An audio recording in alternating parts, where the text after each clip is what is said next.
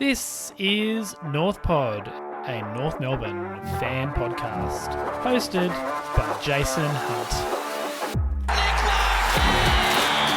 Stevenson with his own move. Carrington. North are in front. Oh boy, that would have to be our worst, surely our worst game of the year. And it's not really that close, to be honest. Welcome back to North Pod for our final game review of the year. And wow, if you are listening to this after having watched that game, I salute you. 124 points in a wet and slippery game we lost by to the Hawks. And yeah, I would have to say, of all the games that I've watched over the past 5 or 6 years, this is probably one where everything combined such that I was just so disinterested in watching it in that second half. The fact that it's the last game of the year, the fact that we were getting absolutely belted from the get-go, the fact that we were just unable to score. There was so many things that, yeah, I just don't know what to say. It was an awful game, a really deflating way to win the season. Definitely our worst game of the year, unfortunately, and probably coming after our second worst game of the year against the Dogs last week. So a really unfortunate way to end the year. The only positive was that our season was over 4 hours earlier than it was supposed to be due to the time slot change for the game. I won't bore you with the details. I'm sure most of you have caught up with it, but there was some industrial action in terms of electricity providers in Tasmania, which meant that potentially if the game had gone ahead at its regular time, we could have been left in the dark, potentially. As it turned out, it was such a foggy, overcast day that the lights were on for most of the day anyway, and without those lights, it could have been a little bit interesting, but yeah, that's really the only positive is that our game time was moved up by about 4 hours, so therefore our season was able to come to an end 4 hours earlier. And yeah, I think similarly, let's try and get through this game review as fast as we can. Last game review podcast of the year before we move into the postseason, which honestly I cannot wait for based on how that game went, because at least we can talk in hypotheticals and potential, because all this game had was negatives. Team selection, let's start there. Couple of forced changes and one omission. So coming out of the side was Charlie Comben, who we know was concussed and also had some other injuries. He's banged up and certainly needed to be put away probably a couple of weeks ago, to be fair, but missed this game. Miller Bergman, also with concussion, came out, and then Eddie Ford was omitted. Coming in, Toby Pink replacing the height of Comben, Blake Drury and Will Phillips.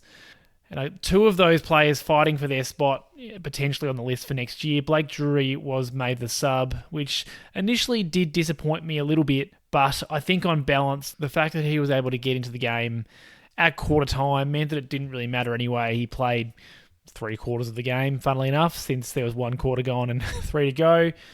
And yeah, he and Phillips, Hanson Jr. were all playing for contracts for next year, potentially. Or potentially the decision's already been made. Well, I guess we'll have to wait and see in the next coming weeks, days, months to see what contracts are offered. But I guess, yeah, well, that's really the only bit of interest in there.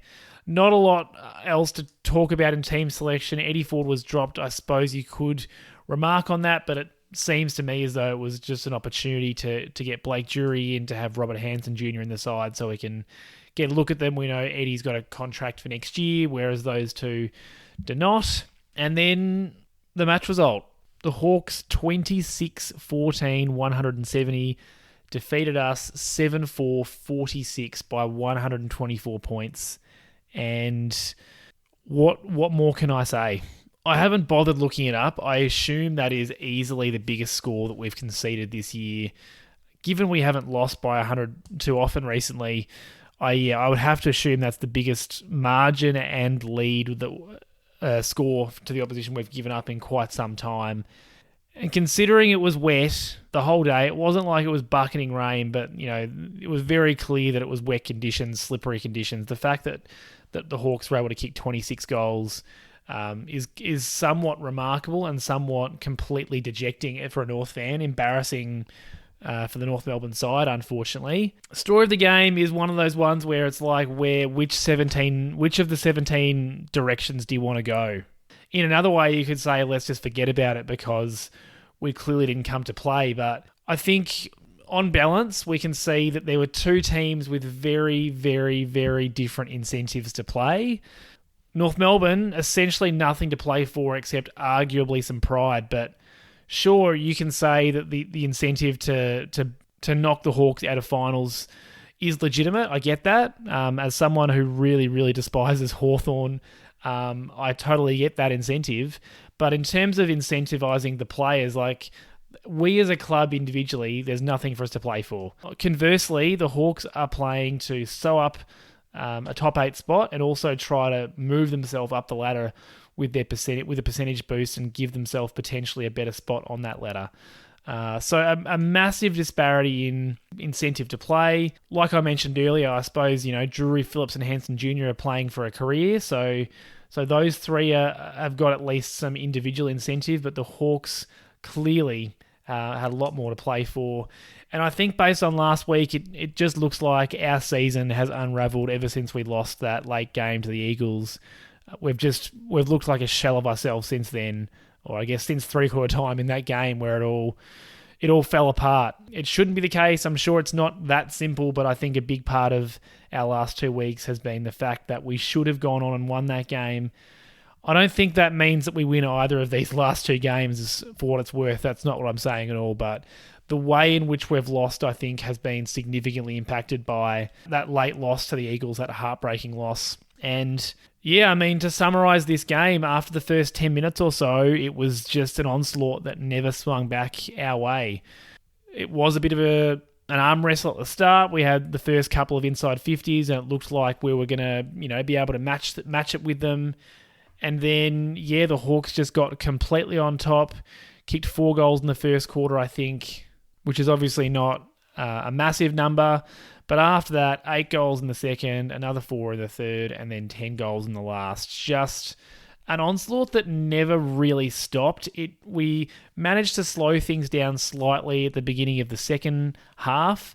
Again, sort of a 10-minute period there where we were able to turn it into a bit of an arm wrestle again, but not swing the momentum our way. It wasn't as though we were in control of the game at that point. We really just slowed their momentum, and then again, it was kind of a repeat or worse of the first half where the Hawks were able to just swing momentum, push, and again, restart the onslaught, to be honest. Their hunger around the footy was super evident. They just swarmed us anytime we were about to take possession.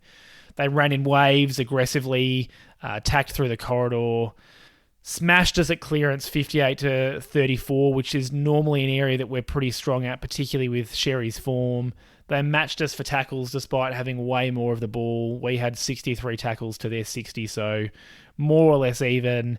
They beat us comfortably at contested footy, 151-133, so in general, first the ball. And yeah, like I said, whenever they were first the ball as opposed to us, they seemed to have a lot more space.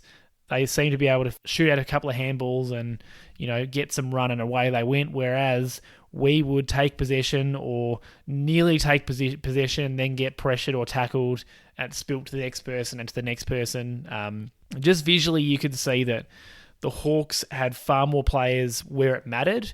Either they had the players around the ball when they needed to exert some pressure, or they had spread and were really well spread out across the field when they were trying to create that aggressive ball movement and go forward. It did truly at times look as though there was 2 teams playing from very different divisions, the Hawks in the big boys and us in the reserves.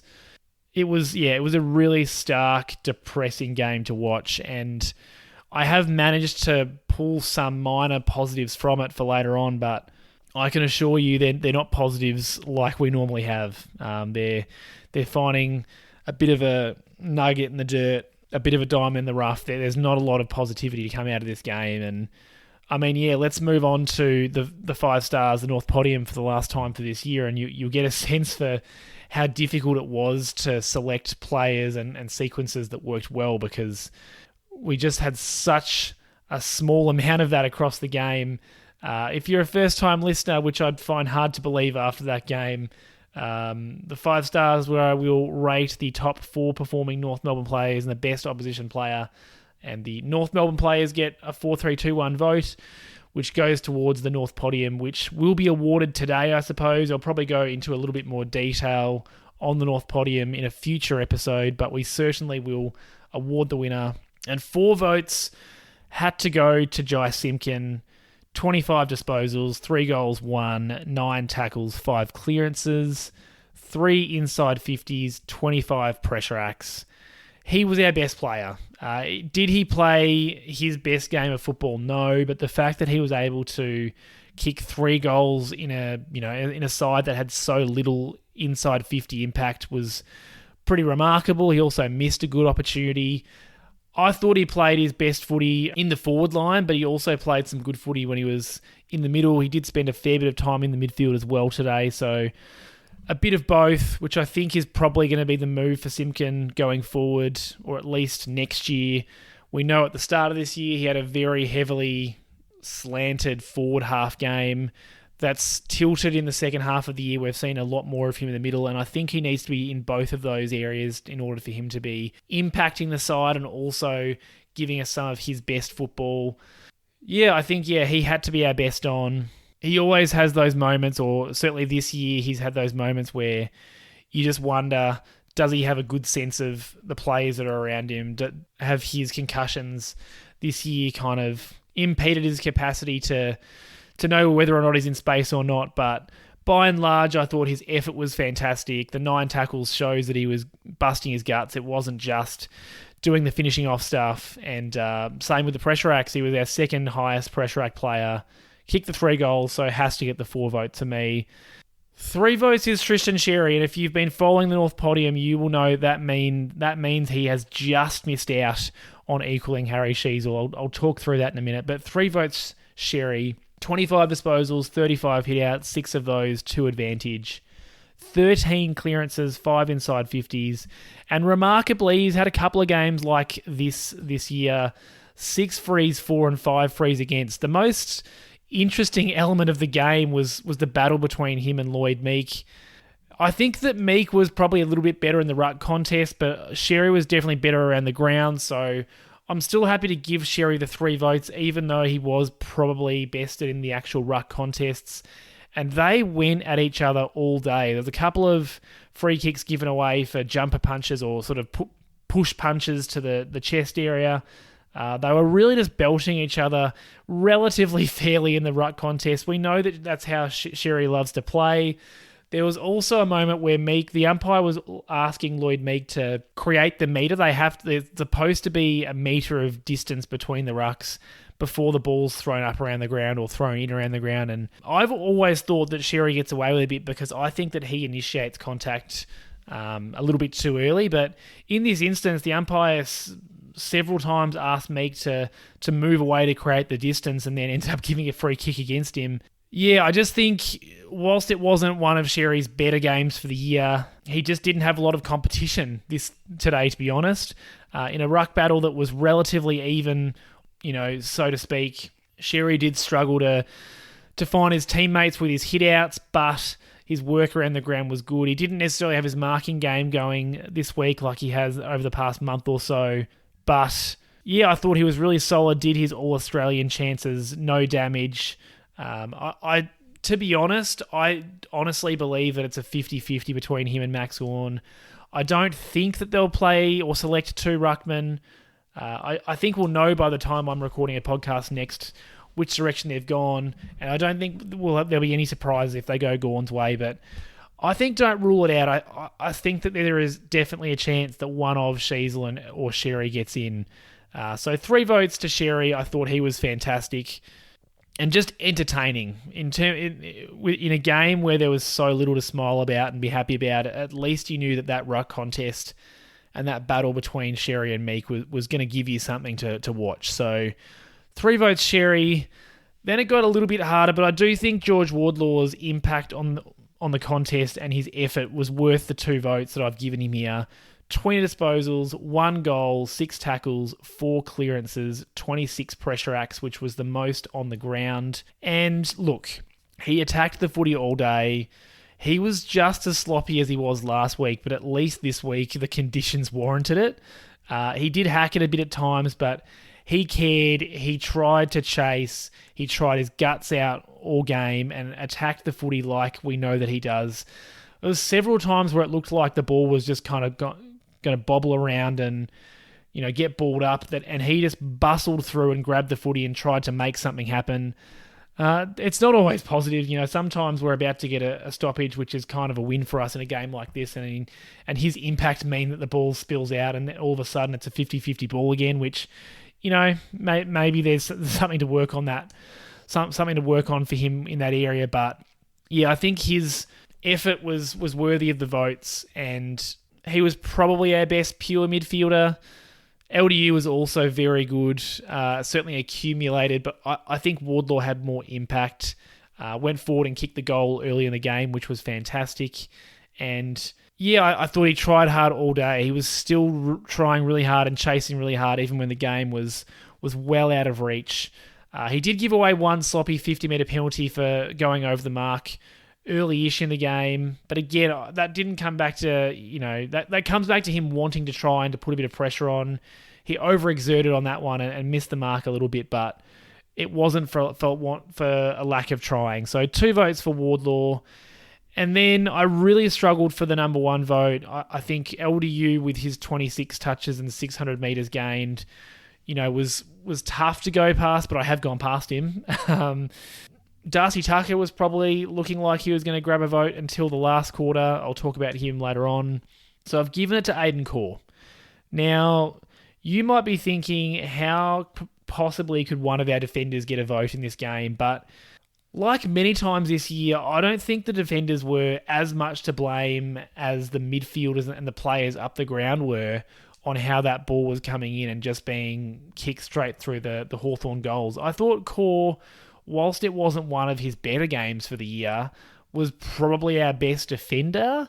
Like I mentioned, Darcy Tucker was very good, but then the last quarter really let himself down. I thought Corr was more consistent. He had only the 9 disposals, 5 marks, 2 of those contested, 7 intercepts, 2 spoils, and went at 90% disposal effectiveness. So only had 1 that was ineffective. Battled tirelessly all day. I think when the ball's coming in that much and as mercilessly as it was, it's really hard for you to create a positive impact and to not get frustrated. I think he tried his guts out all day, did not get dominated, had a couple of contested marks, intercept spoils, did what he could defensively, had a couple of really nice moments. There was a hand pass where he kind of took possession and handballed it in one swift motion, which was fantastic. And yeah, I think whilst I'm talking him up here, I need to clarify, it's probably the worst 1 vote game we've had all year. I don't think there's any other game this year where Corr's performance gets him a vote, but it was just so hard to find 4 players who I thought were worthy. LDU's 26 touches looked good on the stats sheet, but I really don't think he had much of an impact. Only the 2 clearances, which we normally expect more from him. So yeah, I'm going Corr. So to recap, Simpkin 4 votes, Xerri 3, Wardlaw 2, Aidan Corr 1, with those sort of honourable mentions to Tucker and LDU.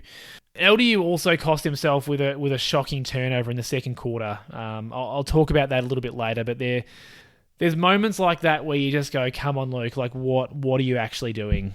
Best opposition player, I mean, so many to choose from. I've gone with Newcombe, 35 disposals, 5 marks, 10 clearances, kicked a goal, 4 goal assists, 6 inside 50s, 15 score involvements. He just did everything that he could.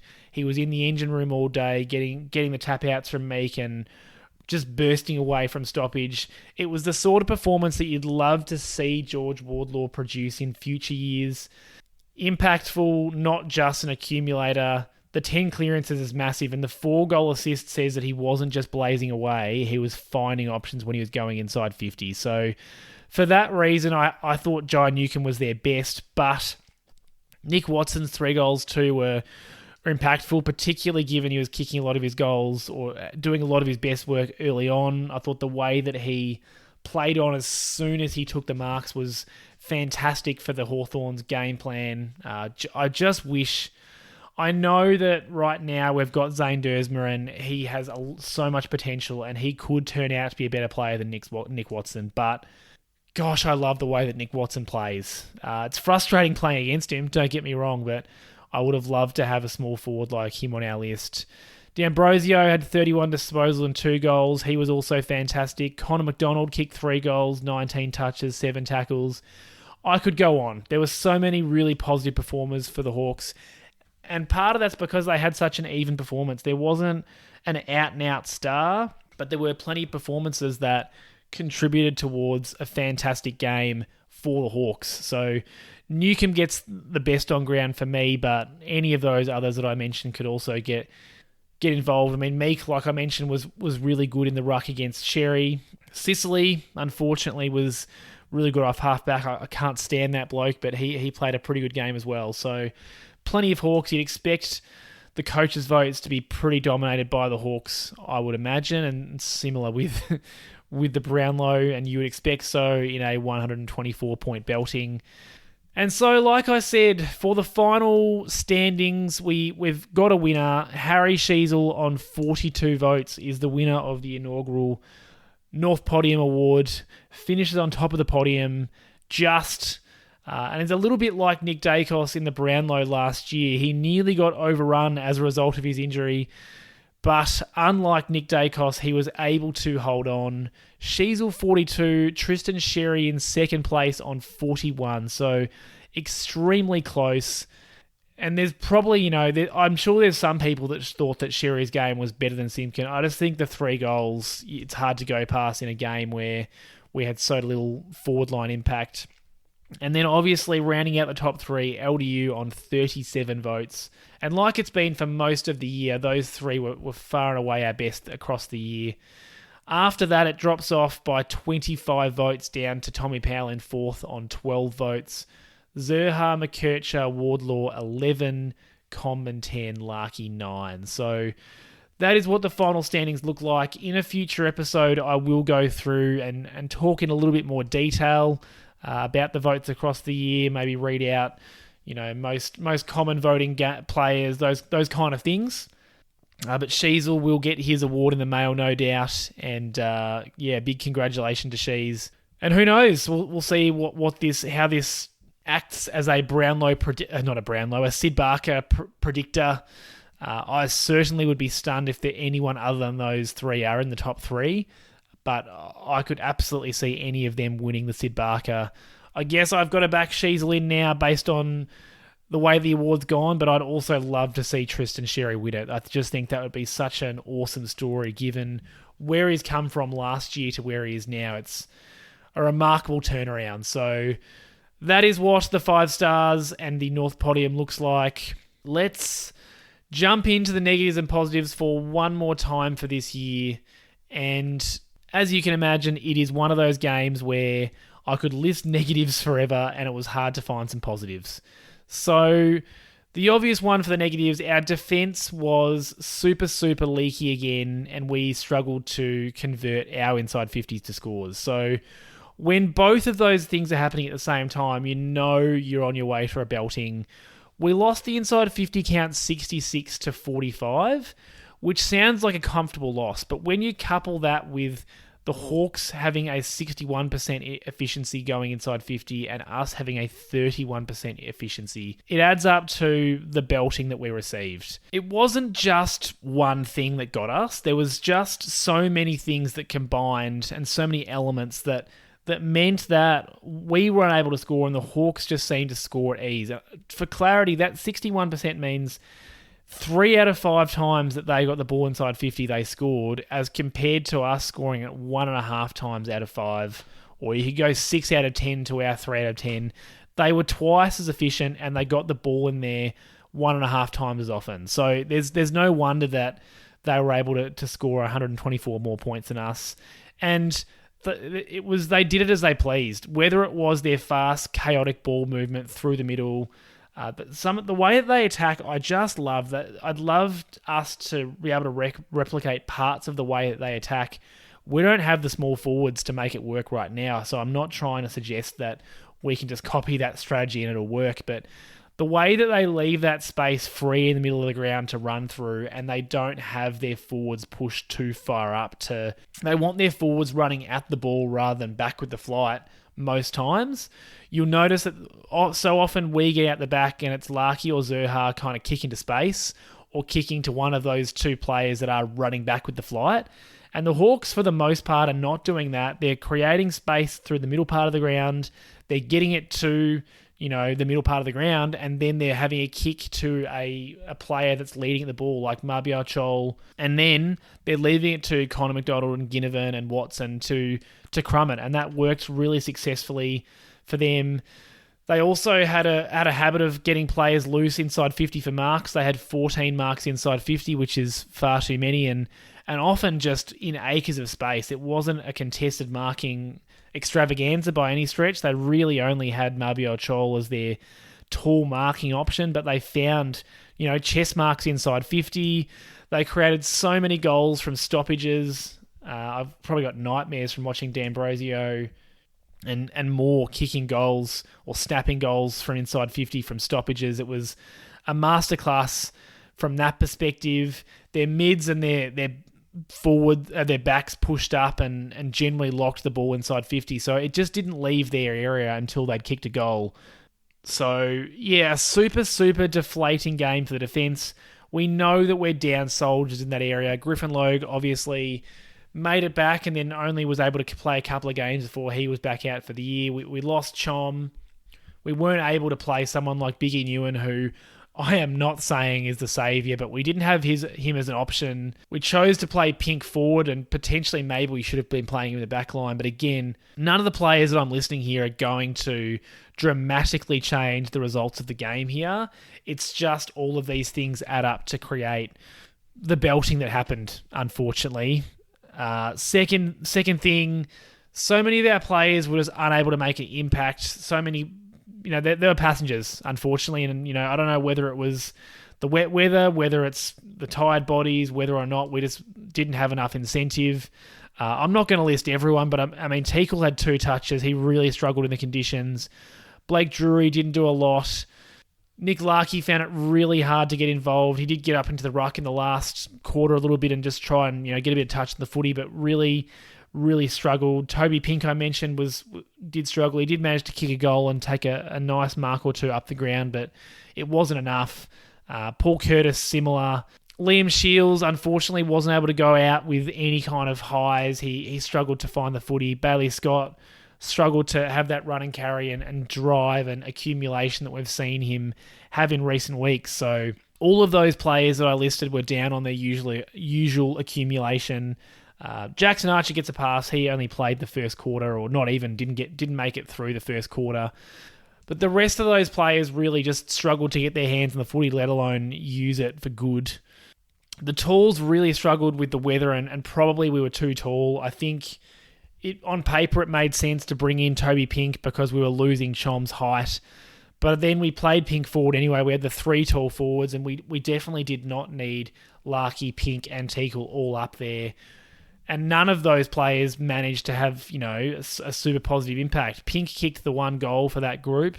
And, in terms of marking, Larky had 5 marks, so tried his best to get up the ground and actually had the equal most marks for us on the ground. But, 5's not a massive amount. Toby Pink has 3 and Bryn Teakle 1. So that's kind of what you'd expect in the wet weather. But, I just think retrospectively we probably wouldn't. Maybe we play forward instead of Pink or Teakle. I know that you want to play Teakle as your backup ruck, but for a game like this, maybe you do try and experiment and you've got Larky in the ruck, or you try something else.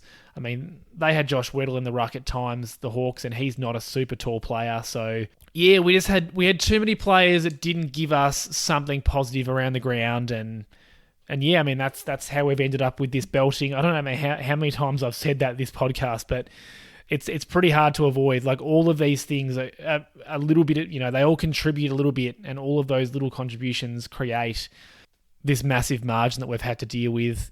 The last negative that I'll talk about, like I said, I could have gone on forever. We just had too many of those dumb turnovers that made what was already a challenge a lot harder than it needed to be. The two worst examples were LDU and Xerri. LDU's was in the second quarter, he was kicking it backwards and across the ground to Aiden Corr. It was a high, loopy kick that went over Corr's head, got intercepted. Hawks kicked a goal. He just has to know better. I know that he's trying to switch the play there, but if you're going to switch the play, you have to nail the kick, and he did not.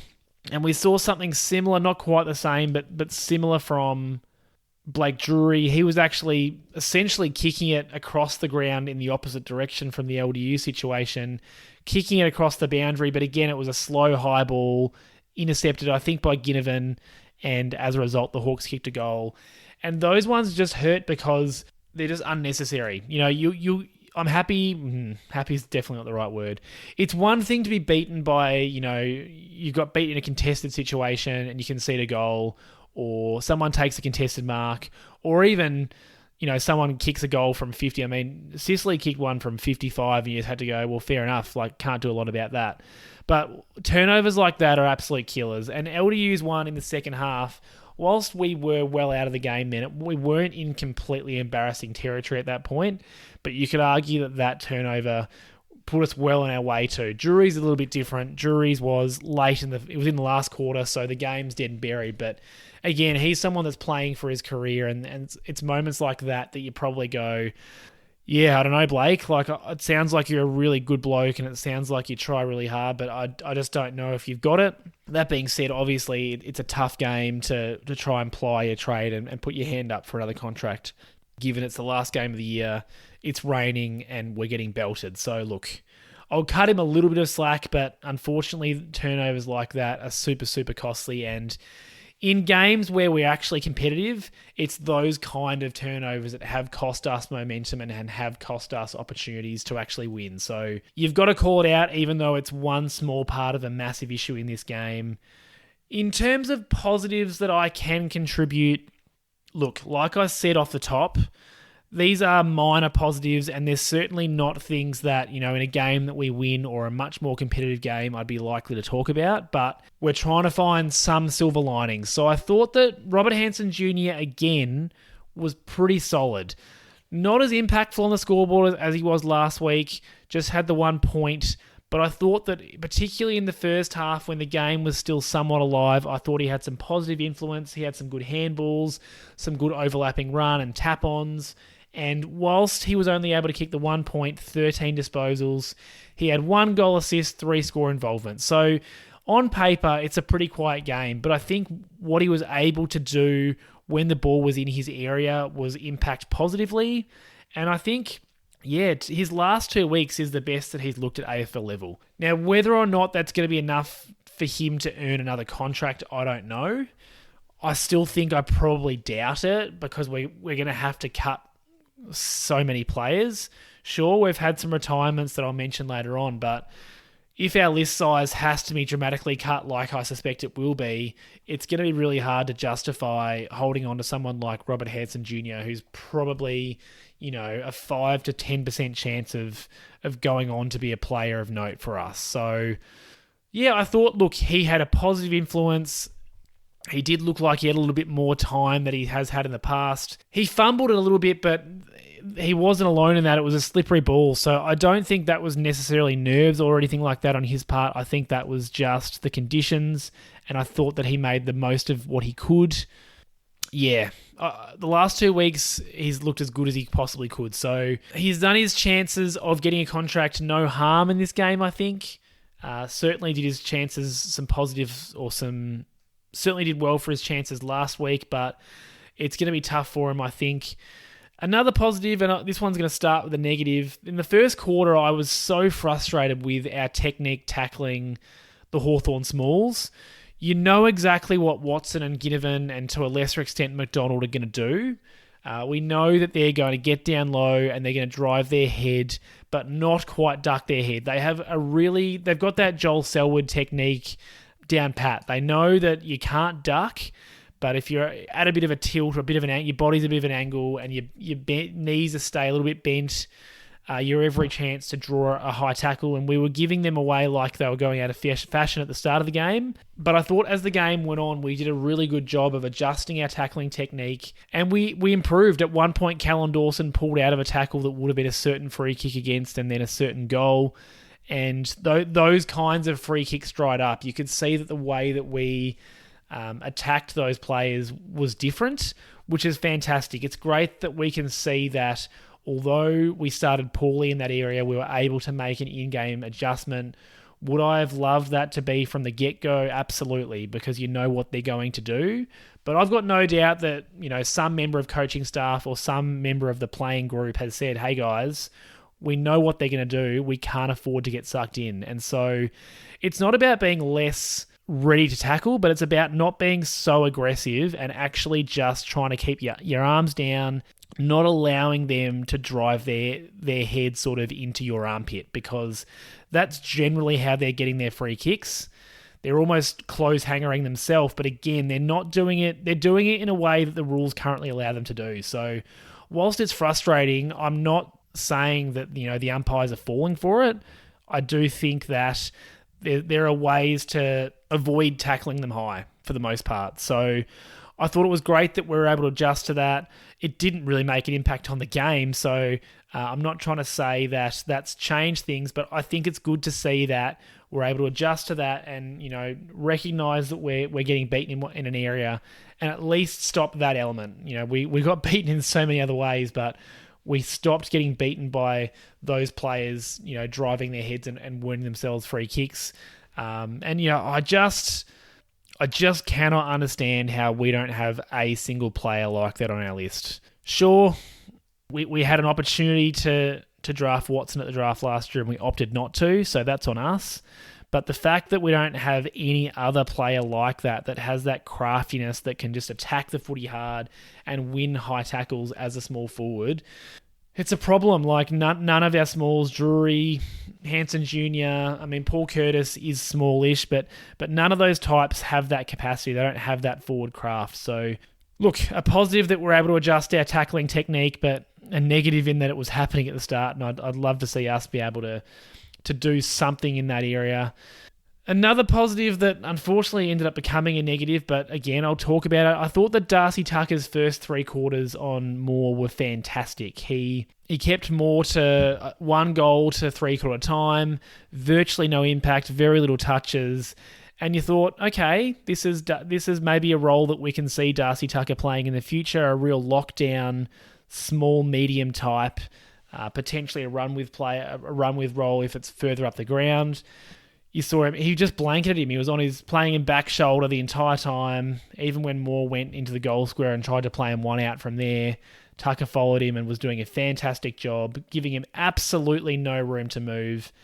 Unfortunately, then in the last quarter, Dylan Moore had an absolute spree and ended up with 4 goals, 3. So the last quarter really undid a lot of that hard work. I don't know if it was just lapses in concentration, if it was Tucker being instructed to try and play a little bit more aggressively since it hadn't really impacted the Hawks' ability to score. But yeah, I think at that point, at 3/4 time, he was on track to get the 2 or the 1 vote for the North Podium. Unfortunately, when your opposition player ends up with 4 goals, 3, it's pretty hard to do that. So I guess the positive is that he's shown that potential to really lock someone down. We know that we've got a couple more years of Darcy Tucker, so we've got to find some roles that could work for him. He's not a player that I've been particularly fond of, I know I'm not alone in that. There's plenty of North fans that look at Darcy Tucker and think that there's got to be some younger players that could bring the same thing as him. But I think this shows that, in a good side, he is the sort of player that could play a role. And you're never going to have 22 or 23 absolute jets. You're going to have those players that just play a really specific role and do their part really well, and that allows the rest of the players to do their parts. That's Darcy Tucker. That's what we need him to be providing for the next little while, because we know that we're going to have lots of youth in the side.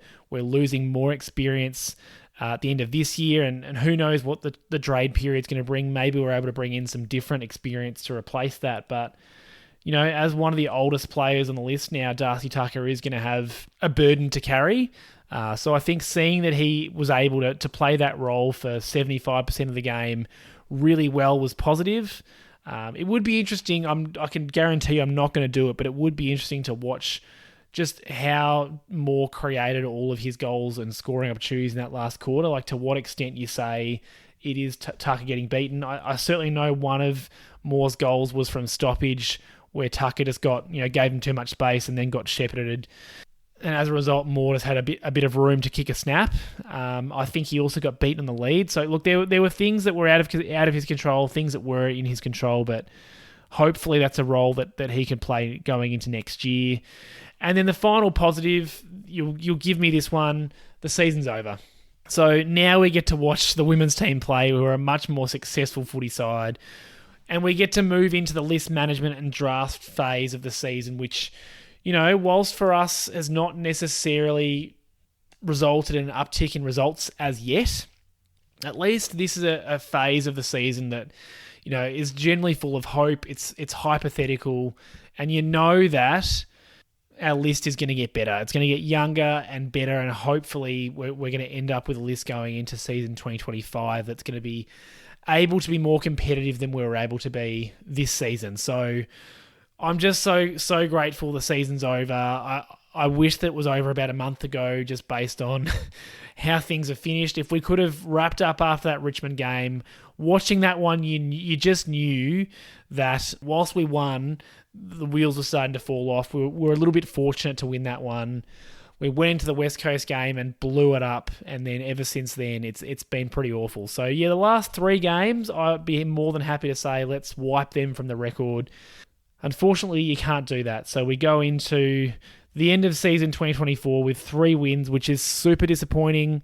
But look, what can you do? It'll be interesting actually to look back at my over-unders from the start of the year and see how well those have gone. I've made an effort not to look at it because I do want to be, I guess, surprised when I come around to recording it. And that's certainly one of the episodes that I'll record in the coming weeks, a bit of a review of the over-unders. Yeah, thank goodness the season's over and we can look ahead to some AFLW successes and some overly positiveness from the trade and draft period. In terms of, that's the end of the game review. I'm shocked that I was able to get through it for that long. In terms of other news from the week, very little. Very little. The VFL is finished, like I said last week, so nothing to talk about there. And then we had our 2 retirements announced, Liam Shields and Hugh Greenwood. We were suspected that Greenwood was going to retire based on the way that he was escorted off the ground at the VFL game last week. And I think we all expected Liam Shields to hang them up at the end of this year. So the 2 older blokes hanging up the boots creates another 2 list spots for us in theory, or at least creates more spots for us to trade and draft. Both of them have played fantastic roles. Liam Shields the last 2 years. Last year he had a fantastic on-field impact as well as off the field. I think this year he struggled. He was fumbly a lot at the start of the year and he didn't necessarily have as much of a season on the field, but there's no doubt that his impact off the field was really impactful. Don't think that's very well spoken, but you get a sense for what I'm saying there. Whilst you can look at it and say he's been taking games away from other younger players, you can't stack the side full of completely young players. So he's been a super useful old head. And then Greenwood, who we got for free from the Gold Coast, kind of stole him really.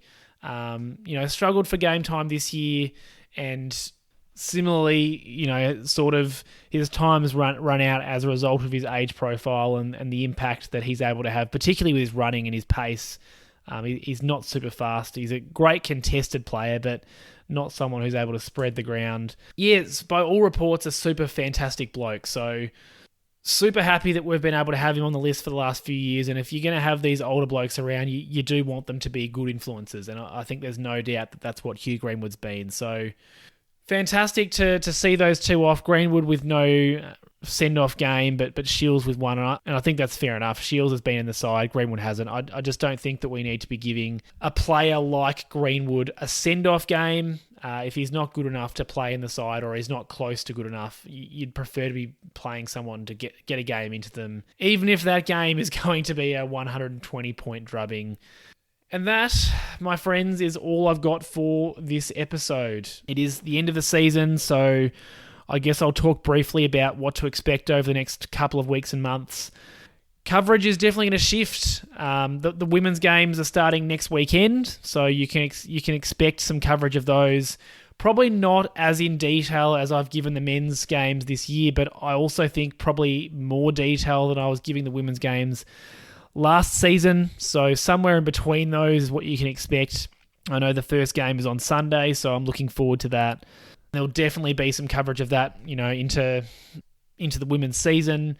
We'll also certainly be doing some season review stuff, so a bit of a TBC on what the format for that looks like, but you can expect it to be similar to last year, but probably a little different as well. We'll look at the over-unders and how those predictions went. We'll have a look at the North Podium. We'll have a look at sort of reviewing either specific players or areas of the ground. We'll have a look back at the season in general. So there'll be lots of stuff to talk about, as well as then looking ahead to the trade period and the draft, which is a little bit later on, but looking at who we might be able to acquire and what sort of needs our list has. So there's plenty of stuff to talk about in terms of that. We'll also have a look at list management and who I expect to get cut, all of those things. So plenty still to talk about in the coming months. I guess the last thing that I want to say is it's really easy to be cut up about how the season has ended, and I totally feel that. I mean, I was literally just 5 minutes ago saying that I wish the last three weeks didn't really happen. But we knew this season was going to be hard. Maybe not this hard. I think we probably wanted it to go a little bit better than it has. Well, of course we want it to go better than it has. I think we expected it to go a little bit better than this. But we know there's some young promise there. And whilst the scoreboard is looking pretty similar to, say, 2020, we are in a much better position in terms of our list profile now than we were then, even if the results are pretty similar. And I think whilst as a fan it's really hard to look at things that way, because at the end of the day you're still losing games, I think at least now you look at the age profile of the club. There is virtually no veterans here. We're just a bunch of really young players and some middle-aged players in the middle, holding the group up. That's all we've got, particularly with Shields and Greenwood leaving. The list is so young. There's a good chance it's younger next year than it was this year, just based on the fact that we may not be able to bring in players that bring our average up that high. It's going to depend on whether we're able to sign one of those mature age players that Clarko's been talking about in the media. So yeah, I think, look, we've got to stay the course. It will turn. Will it be whilst we're alive? Maybe not. Maybe we've got another 50 or 60 years to wait.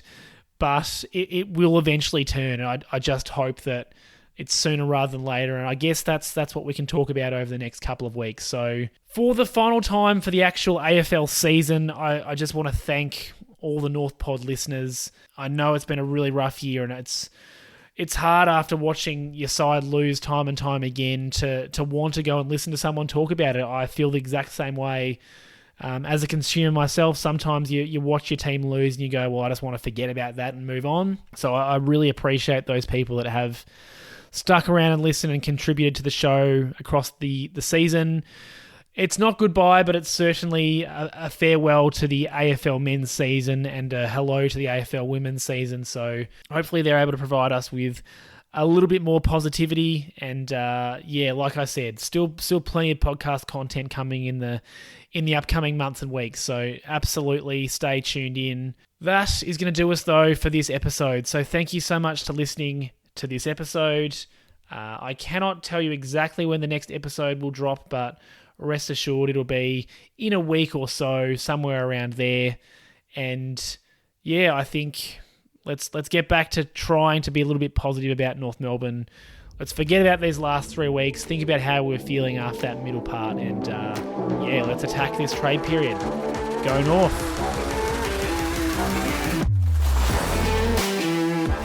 Thanks for listening to another episode of North Pod.